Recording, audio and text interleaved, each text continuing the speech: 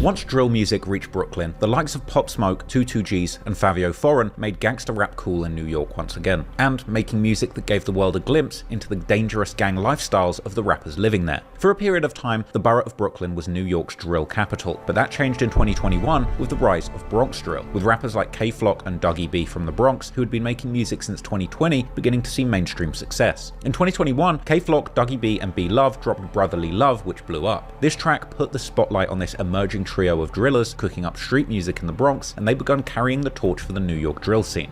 Flock followed up that success with an even bigger hit when he dropped his song Is You Ready, the hyper-aggressive drill anthem, which is arguably one of the most energizing drill songs ever to be made.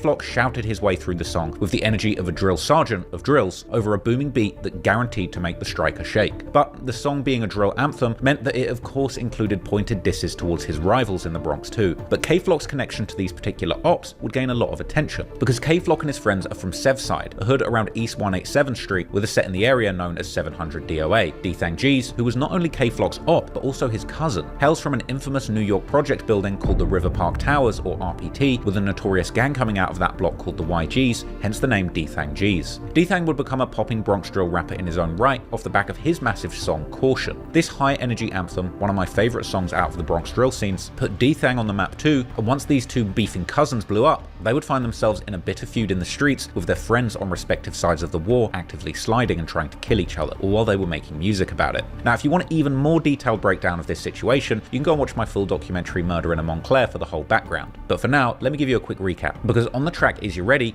Flock raps I could do shh like Ice did to Sonny, a reference to Ice who kidnapped his nephew Sonny in the movie Paid in Full. I could do like Ice did to Sonny. With Flock basically saying that he doesn't care if they're family, he will still slide on his cousin. The two cousins' feud would become a staple mark of this new drill scene, as fascinated fans would flock to the scene to learn more about this deadly family feud. The beef between Dthang's YGs and Flock's DOA crew had been running for years by this point and had already gone deadly. One of the earliest incidents of serious violence between these two groups occurred on the 7th of April 2020, when a YG's member named Wu Lottie, real name Glenn Cole, was walking in Sugar Hill with other YGs, ultimately being caught by enemies around 1 AM, when a car full of another set of rivals beefing with the YGs, the OGs, pulled up, chasing Wu Lottie and his friends with broomsticks, trash cans, and knives. Lottie would trip over and the gang set upon him furiously. He would be left with stab wounds to his torso and thigh, later dying in a Harlem hospital. Investigation underway in Harlem after a man was stabbed to death. It happened just before 1 this morning on West 154th Street and St. Nicholas Avenue. Authorities say officers found the man with multiple stab wounds to his torso and legs. His identity yet to be released, and no arrests have been made. Two people were initially arrested, a 28-year-old and a 16-year-old. The man was William Hopetoun, quickly identified by police after renting the zip car used in the crime in his name, with cops later arresting a total of 5 people in connection to the crime. During this period, Flock was a menace in the streets, regularly spinning his various ops blocks on IG Live, pulling up to their buildings and trying to draw out the ops for a shootout. Come outside, we in front of our building. Look, we in front of our building. I wish when y'all over here, we just shot when y'all face, we never went love. He live in this building, y'all. I feel like a warrior. Bro, I'm not going like no ops. What am I, mom? Making a movie on live. If I gotta die, what am I, that means? Well, I'm on a block, Tolo. I'm on a block. I'm on a block. I'm on a block. Things would truly heat up in the streets between DOA and the YGs in 2020 and 2021, when a bloody back and forth took place that saw numerous young men losing their lives on both sides. On September the 10th, 2020, 17-year-old named Kethel Wirtz, aka K-Dub or Dubski, was walking on the street in Hoe Avenue in Crotona when he was confronted by 2 masked gunmen. He tried to run but tripped and was shot multiple times, later passing away in hospital. Loved ones lit candles and shared stories of 17-year-old Kethel Wirtz. He was a cool dude, always laughing. He never bothered nobody unless he had to. Yeah, that's a fact. He was just a chill guy. The whole crime was caught on camera, but it's far too violent to show you on YouTube. Surveillance video shows the moments leading up to his death on Hoe Avenue in Crotona. One of the suspects was also seen shortly after walking on Southern Boulevard. A motive is still unclear. Take a good look at this video. Police are hoping someone recognizes the 2 men. The cops would later make an arrest, with later unconfirmed speculation circulating that the killer was indeed from Sevside. However, only days later, there would be another killing seemingly carried out by YG's affiliates. On September the 12th, 2020, 23-year-old Christopher Pagan, aka Yellow, was in a parked car at Jackson Houses on Park Avenue near East 158th Street in Melrose when a gunman approached and opened fire. One man was shot and survived. However, Yellow was hit once in the head and once in the shoulder, leaving him dead at the scene. The YGs would mock Yellow after his death and would begin to reference his name in songs too. 3 people were arrested for the crime, 2 being the shooters and 1 for providing the weapon and driving them, with the younger YGs member implicated in the killing of Yellow actually being caught and confronted on camera outside of court by B Love himself. B Love, you talking about come across the street? I came to court with it. Flock, you throw that up one more time. You talking about? What you talking about? Come across the street. Come across the street. What you talking about? Suck my G's up. This video was taken by the YGs as a big provocation against the group, and from there the violence would only get worse. But during this time, Flock and Dthang would also go back and forth personally. At the start of 2021, fans would see Dthang and Flock hopping on live together, arguing about who has the best lean and smoke. You never had this. That's that mud! It's that mud! It's that mud! Stupid, yeah. I'm muddy! Things would get seriously dark in 2021 when a feud between DOA and an infamous YGs member called Rajiz would spiral out of control. In June of 21, Flock went live beefing with Rajiz of the YGs, asking why Rajiz told Dthang that he shot K in the stomach, with Rajiz saying Flock is a snitch for airing out their street beef on live. What'd you do, Ra? What am I? I might go say for me, just coming in my face. I don't believe you, nothing you say, because you said, what are you dead? You clapped me in my stomach. And you over there capping in your raps. Exactly, you shot me in my stomach. What am I dead? Word of my mother, I my cousin on this. D-Thing even told me. That's who told me. My cousin said you shot me in my stomach before. Get me on IG with 1,500 views, say I shot him. Are you high? You talking about high? It's nothing on my stomach. You want me to say I shot you with 1,600 views, right? What? Right? You never did nothing to me. You never. I ain't gonna lie, this man going to jail. Do you not hear what he say? Then on June the 20th, Flock's big track What Y'all Wanna Do, aka Power, releases, with a name and sample borrowed from the famous Kanye song of the same name. In the track, K disses Ra Ra, aka Rajiz, saying that they saw each other and Ra didn't shoot him, and he would also reference Wu Lottie tripping up before he was killed, with Flock saying openly that he's a demon and that he spins through the Bronx trying to kill people. 3 days later, on June the 23rd, Rajiz would drop a song with Nesty Flocks, responding to this, and the track is full of disses aimed at Flock. On June the 28th, Rajiz would tease a snippet to another song dissing Flock on his Instagram, and then a few days later, after Dthang's latest track, Flock would go on IG Live, spinning through the 800 block, which is YG's territory. They gonna come through with it. Right there. They don't wanna come out. They know what I do. Bro, they be trying to spin. Look how comfortable I am on these vlogs. All in there. Basketball players. They said it's about to get lit.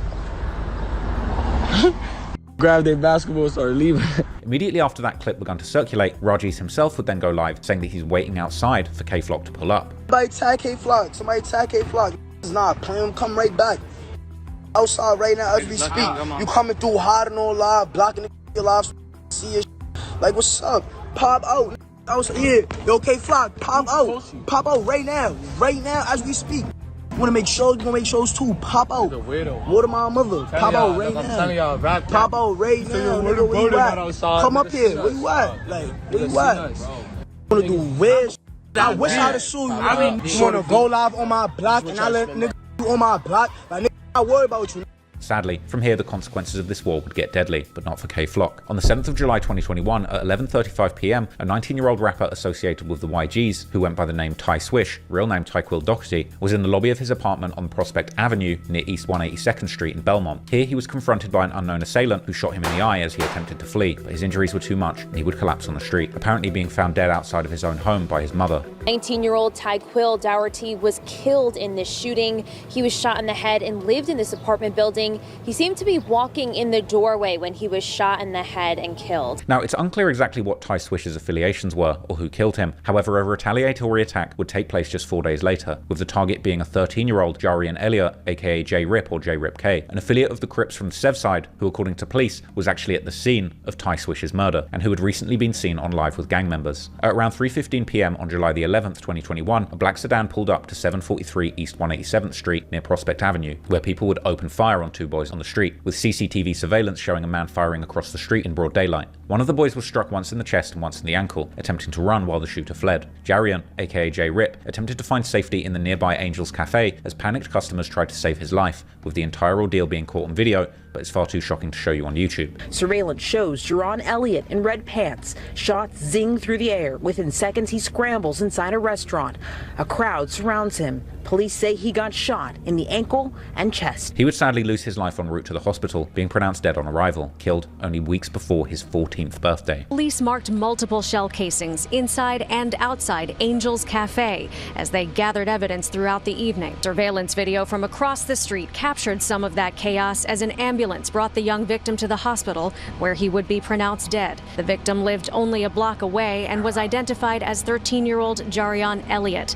Outside his building tonight, candles glow in the shape of his initials, J.E. Following his death, the news circulated an image supposedly depicting him holding a handgun and repeating reports that he claimed to be a rolling crip, and reporting that he'd been arrested 8 times by the young age of 13, and that he was indeed the intended target of the attack. J-Rip was a close friend of K-Flock apparently, with K later posting throwback clips of them play fighting. Yo, you supposed to be my man. Nah, why you talk like that on Facebook, bro? Alright, bro, what I put on your timeline? What? And what I put on your timeline and say, yo, Happy New Year, big bro. Ops like Dthang would later say they're smoking J-Rip, but even worse was Sharjeez, who went to the death site kicking over J-Rip's mural.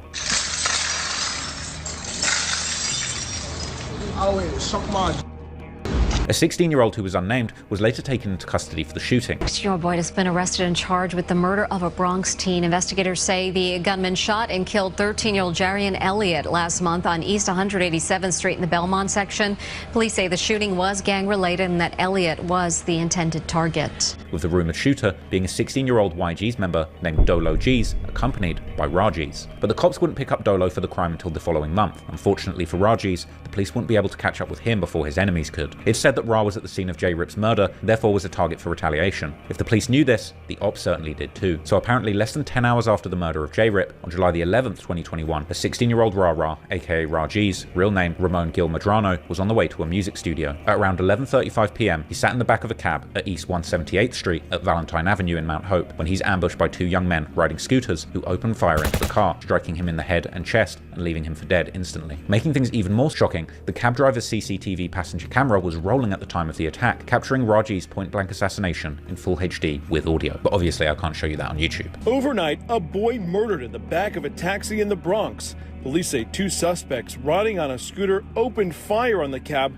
killing the 16-year-old in front of the driver, who was not hurt. Raji's would lose his life at the hands of other teenagers involved in the same gang war, with this apparently coming the same day he took the life of a teenager 3 years younger than him. In less than a week, 3 youngsters caught in the cycle of violence lost their lives as part of this gang war. At ages so young, I struggle to even believe any of them really had an idea or appreciation of the dangerous lifestyle they'd been born into. But despite the bad things that all of the youngsters involved in this story had allegedly done, I've got the utmost sympathy for them. They never had a choice or the proper guidance to avoid this terrible outcome at such a young age. Dthang would mourn following the news of his YG's brother losing his life, and other members from the crew mourned the loss as well. Meanwhile, the ops like K-Flock would brag that they are smoking Ra.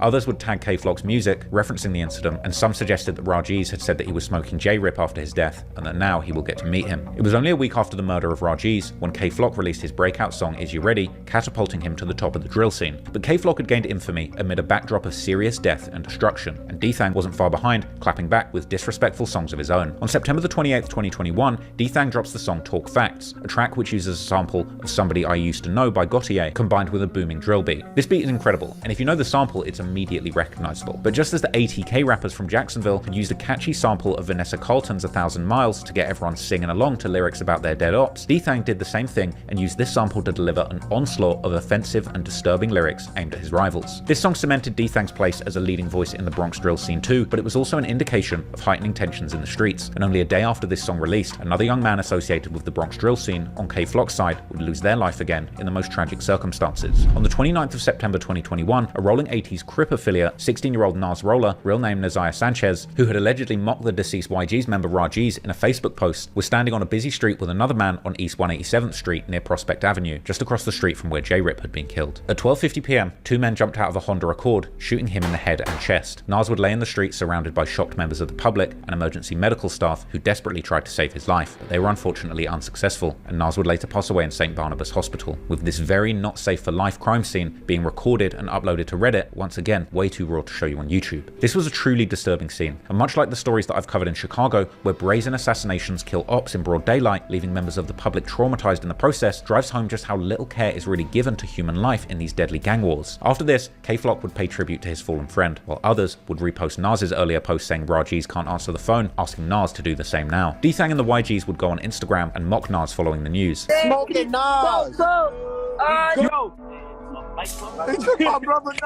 As well as that live, Dthang would make a post suggesting that Nas was sacrificed, while others made posts tributing Raji's. Things were truly out of control at this point, and having lost so many friends to the streets, K-Flock was on go, ready to shoot at a moment's notice. And repping a gang that's EBK meant that K-Flock would need to be ready to defend against a multitude of gangs in the streets, and unfortunately, soon he would be confronted in the streets and make a life-changing decision that would bring his career to a grinding halt. On December the 16th, 2021, K-Flock is walking with a woman through Sugar Hill, which is the OY territory, another gang that K-Flock's EBK crew has beef with. And this is only a block away from where E.Baby shot the Ready for War video. In fact, just before this incident took place, K-Flock was allegedly on FaceTime with an enemy, posting on social media that he has a gun in his coat, the exact spot where that music video was filmed. According to 1090 Jake, this video was filmed only a few minutes away from where the actual incident took place, because seemingly moments after that video was made, K-Flock is spotted walking by 24-year-old Oscar Hernandez, also known as OY Walker, who comes out of a barbershop and confronts K-Flock, asking him what is he looking at. The security footage that's currently available doesn't show exactly what happens next, as K-Flock is off screen, but a moment later, the victim appears to be shot, flying back and landing on the ground with incredible force in another clip that I can't show you on YouTube. OY Walker would be shot in the neck and back, later passing away at Mount Sinai Hospital. Following the killing, people began to pay respects to OY Walker, unaware that the most famous rapper in the community might have actually been responsible. E-Dot would go on to post mourning Walker and updating his IG to pay respects, saying everything for Waska. Police would immediately begin investigating the killing. Unfortunately for the shooter, their expensive designer fit was caught on camera, and a day after the incident, the police would release an image of the suspect and the outfit. Surveillance video of a suspect wanted in a deadly shooting in Harlem. The incident took place yesterday morning on 151st Street and Amsterdam Avenue. According to police, Oscar Hernandez was inside a barbershop when the gunman opened the door and asked him, quote, "What are you looking at?" And the victim went outside to confront him. He was fatally struck in the neck and the back.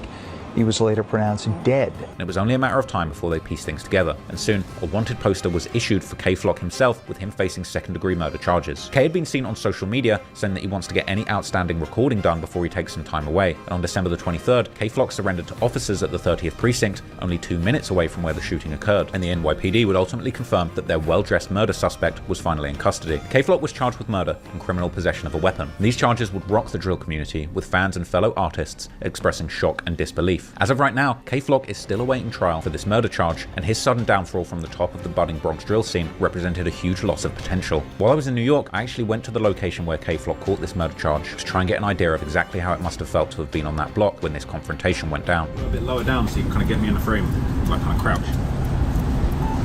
It was right here at the mini market where the most buzzing rapper in the Bronx, K-Flock, made a split-second decision that could well change his life. Like, how does it feel to be in the actual spots of like places you've documented and stuff? You know what, it's harrowing, man, because it's like you don't even realize the repercussions of these situations and how deep they go, bro. I wouldn't have expected we'd have come to the store where this situation happened and the store shut down, and it looks like it's probably shut down because of this situation. That's what it looks like. It just goes to show you, man, this like the repercussions are much deeper than a man losing their life or anything like that, bro. You got someone's lost their business. Someone's lost their business over this situation, and it's deeper than you could even imagine, you know. And the worst part is this looks like a kind of nice area. Well, I don't know about nice, but it looks like a decent area. So yeah, that's it's mad that these things happen around here, isn't it? That's what's crazy. Is like we were kind of like, I was thinking, is it shook? Like I don't know, I might not wear my watch, but I feel quite safe around here, to be honest with you. I mean, calm still.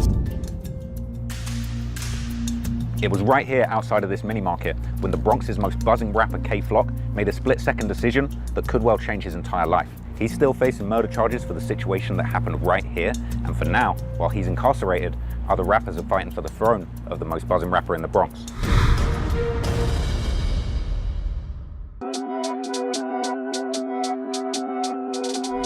K-Flock was acting absolutely wild in the streets, but unfortunately for him and other NYC drill rappers like him, unlike cities such as Chicago, where rappers like King Von, Lil Jeff, and Q50 can boast about killing numerous people in their songs and still be seemingly untouchable by the law, this is not the New York of the 80s and 90s when crime was completely out of control in the city. Now, that's not to say that the NYPD doesn't have its own problems when it comes to policing, but for comparison, the worst clearance rate for homicides in New York's boroughs in 2023 was in Brooklyn, that number being 76%, whereas in the Bronx it was 81%, meaning that 4 out of 5 homicides in the Bronx actually get cleared. Meanwhile, in the entire city of Chicago, this also including the richest and safest neighborhoods, the clearance rate for murders in 2023 was only 52%, whereas in the poorest neighborhoods in the south side of Chicago, such as Chatham, Woodlawn, and Washington Park, where guys like Von, Jeff, and Q50 made their names, only about 20%, or 1 out of 5 homicides, were actually cleared through prosecution between 2019 and 2021. Although to be fair to Chicago, these numbers might have slightly improved since the peak of the COVID lockdowns, which caused a nationwide crime epidemic that brought the clearance rates down pretty much everywhere. But in any case, given the fact that the modern New York law enforcement are in fact rather efficient at solving crimes, at least compared to some other major US cities,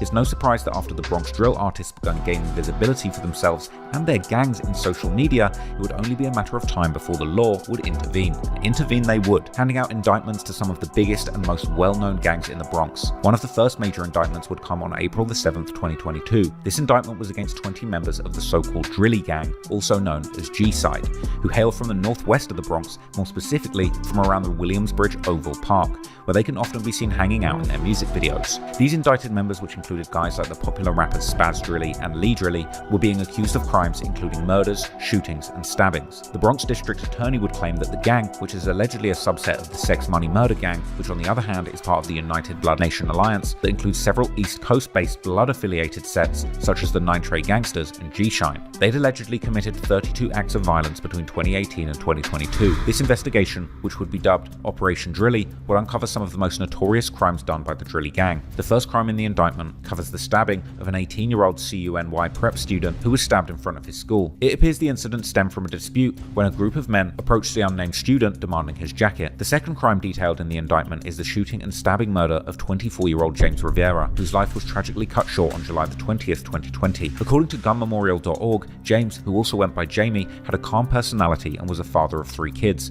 who are sadly going to be forever affected by this senseless violence. According to the indictment, the Drillies were not only putting in work in the streets, as it's also alleged that the members were still also putting in work behind the wall in jails and prisons, with one claim that 3 Drilly members had assaulted a rival gang member whilst incarcerated at the notorious Rikers Island prison. Then, on March the 17th, 2021, 4 Drilly members reportedly went to an apartment complex on Hull Avenue, located in the Drillies' hood, where a gun was shot at 20-year-old Delilah Vasquez at close range, ultimately killing her.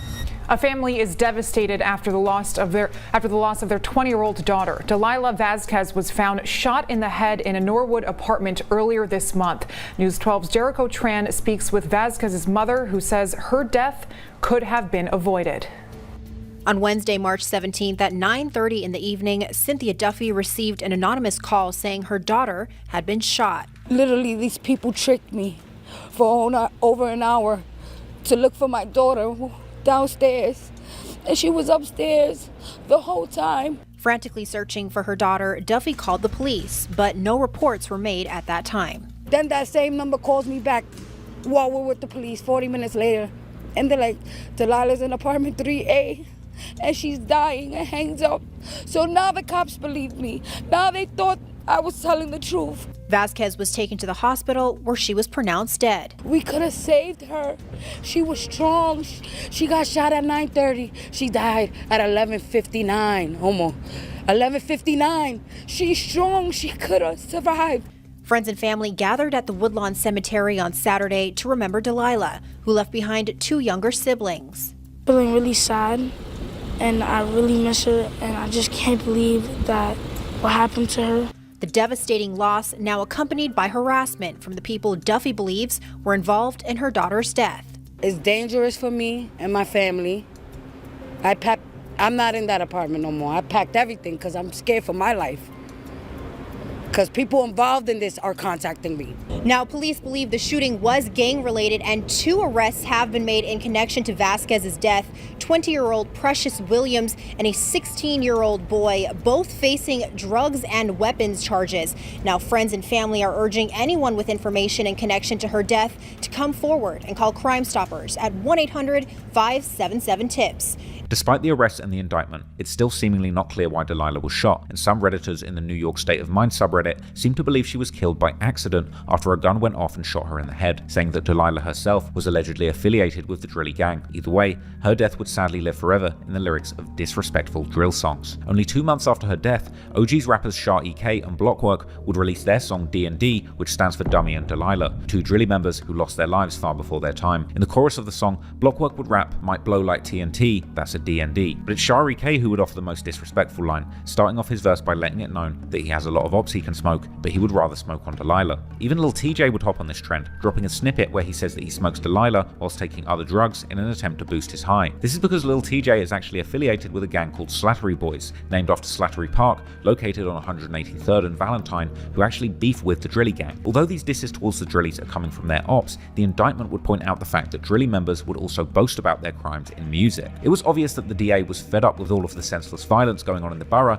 and particularly the shameless boasting about that violence, which was making local law enforcement look pretty bad. And only a month after the Drilly indictment, another gang would be handed a high-profile indictment too. This time, none other than the River Park Towers gang, aka RPT, with 23 of the gang's alleged members, including the rapper Dthang himself, actually getting hit with charges of conspiracy to commit murder, attempted murder, and even more, claiming that amongst other crimes, members of the gangs had sent 11 shots into a building, barely missing the head of their intended target. One of the weirder crimes that the gang was charged with was actually animal cruelty. During a live stream that one of the members was filming, a pigeon would fly nearby, which they would compare to a crip, and that's when one defendant would say that if they get 100 views, they would kill the bird. And once they reached that goal, the members would then indeed beat that bird to death with a cane, whilst capturing the absurdity of it all for the world to see. The Bronx County DA, Denise Clark, would also comment how the gang committed 6 shootings, showing complete disregard for anybody's life, adding that she's calling on rappers from the Bronx to stop using music to encourage shootings and to instead use it to better the community. But in early 2023, the law enforcement would keep going hard after the Bronx drill rappers, only this time it would be the feds, who would first in January charge 2 members of a gang called Third Side, located on 183rd next to the Bronx Zoo, with a racketeering conspiracy, aka a RICO case. One of these alleged members would be a rapper called Zay Munna, whose old videos included cameos from K-Flock, showing just how close these 2 sets were, at least at the time. Indeed, the next month in February, K-Flock's situation would also go from bad to worse, when he and 6 other co-conspirators would be hit with federal racketeering charges for their alleged participation in Sevside, aka DOA, which the feds consider a criminal organization closely affiliated with the Third Side. Besides the alleged murder of Oscar Hernandez, aka Walker, K and his accomplices would also be accused of numerous other crimes, such as shooting up rival gang members in November 2021 near the River Park Towers where Dthang's YG's faction RPT operate. While some could argue that K has a decent case to be made that he shot Walker in self-defense, fighting RICO charges against the feds will likely turn out to be a challenge that K won't be able to overcome. Unfortunately, while the Bronx DA and the feds were taking a hardline stance against the gangs, and particularly drill rappers in the Bronx who were attempting to gain fame and money from boasting about their crimes and disrespecting their ops in their music,